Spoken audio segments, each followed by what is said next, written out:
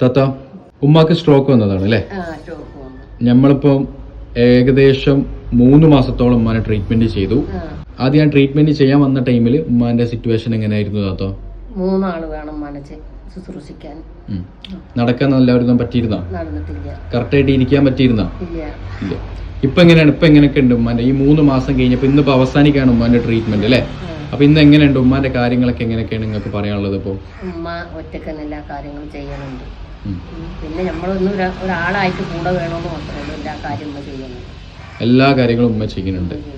ആദ്യം ഞാൻ വന്ന ടൈമിൽ ഉമ്മ നടക്കില്ലായിരുന്നു, ഇരിക്കില്ലായിരുന്നു കറക്റ്റായിട്ട്. അതുപോലെ ഭക്ഷണം കഴിക്കില്ലായിരുന്നു, ഭക്ഷണം നമ്മൾ വാരി കൊടുക്കണമായിരുന്നു. അതുപോലെ തന്നെ ബാത്റൂമിൽ നമ്മൾ തന്നെ കൊണ്ടുപോകണമായിരുന്നു. യൂറിൻ ട്യൂബൊക്കെ ഇട്ടിരുന്നു. അതൊക്കെ ഒരാഴ്ചന് ശേഷം യൂറിൻ ട്യൂബൊക്കെ ഒഴിവാക്കി.